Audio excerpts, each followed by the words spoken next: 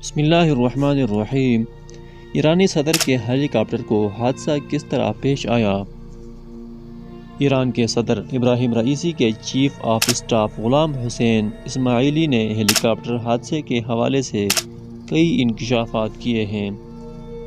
ایران کے سرکاری خبر رساں ادارے اسلامک ریپبلک نیوز ایجنسی ارنا کی ایک رپورٹ کے مطابق غلام حسین اسماعیلی نے سرکاری ٹی وی کو انٹرویو میں بتایا کہ وہ صدر رئیسی کے قافلے میں شامل 3 ہیلی کاپٹروں میں سے ایک میں سوار تھے۔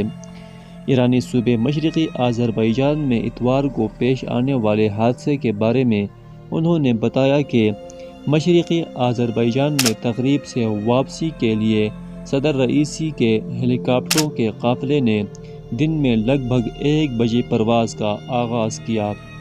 اس وقت علاقے کا موسم بالکل معمول کے مطابق تھا۔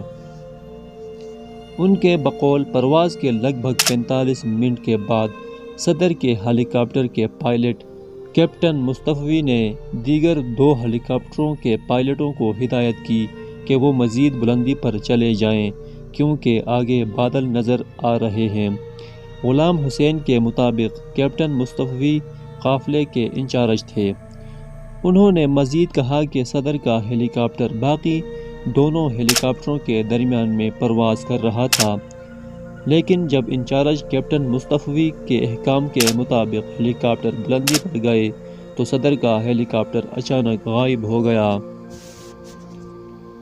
غلام حسین اسماعیلی کے مطابق ان کے ہیلی کاپٹر کے پائلٹ نے لگ بھگ 30 سیکنڈز تک بادلوں کے اوپر پرواز کی تو انہیں محسوس ہوا کہ درمیان میں اڑنے والا صدر رئیسی کا ہیلی کاپٹر نظر نہیں آ رہا، جس میں کئی دیگر اعلیٰ حکام بھی سوار تھے۔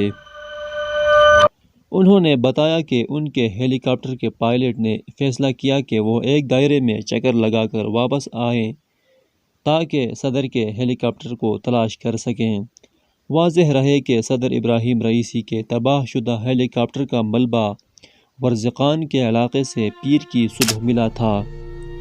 حادثے میں صدر ابراہیم رئیسی، وزیر خارجہ حسین امیر عبداللہیان، تبریز میں نماز جمعہ کے امام اور سپریم لیڈر علی خامنئی کے نمائندے آیت اللہ آل ہاشم، مشرقی آذربائیجان کے گورنر جنرل مالک رحمتی سمیت 8 افراد ہلاک ہو گئے تھے۔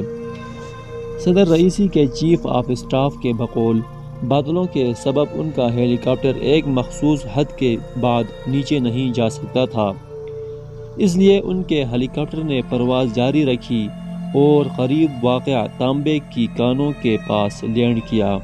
غلام حسین اسماعیلی کے مطابق صدر کے ہیلی کاپٹر سے کئی بار ریڈیو کے ذریعے رابطہ کرنے کی کوشش کی۔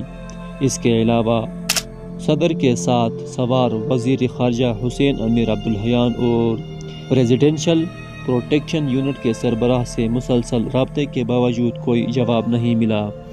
انہوں نے مزید بتایا کہ دیگر 2 ہیلی کاپٹروں کے پائلٹ مصطفی سے مسلسل رابطہ کر رہے تھے لیکن انہوں نے کوئی جواب نہیں دیا۔ اسی دوران سپریم لیڈر کے نمائندے آیت اللہ محمد علی الہاشم نے کال ریسیو کی اور بتایا کہ ان کا ہیلی کاپٹر وادی میں گر چکا ہے۔ ان کے بقول آیت اللہ محمد علی الہاشم کی حالت بھی بہتر نہیں تھی۔ انہوں نے کہا کہ اس کے بعد انہوں نے خود بھی آیت اللہ محمد علی ہاشم سے رابطہ کیا، جس پر انہوں نے بالکل پہلے والا جواب دیا کہ صورتحال بہتر نہیں ہے۔ غلام حسین اسماعیلی کے مطابق جب واقعے کے مقام کی نشاندہی ہوئی تو صدر ابراہیم رئیسی اور دیگر افراد کی لاشوں کو دیکھ کر اندازہ ہو رہا تھا کہ ان کی موت ہیلی کاپٹر کریش ہوتے ہی ہو گئی تھی، جبکہ آیت اللہ محمد علی ہاشم واقعے کے کئی گھنٹے بعد بھی زندہ تھے۔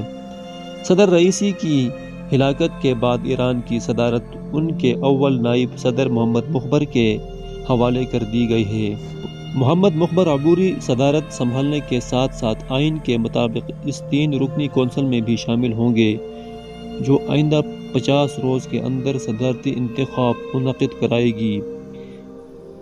دوسری جانب ایرانی حکام نے ہیلی کاپٹر حادثے کی تحقیقات کا بھی آغاز کر دیا ہے۔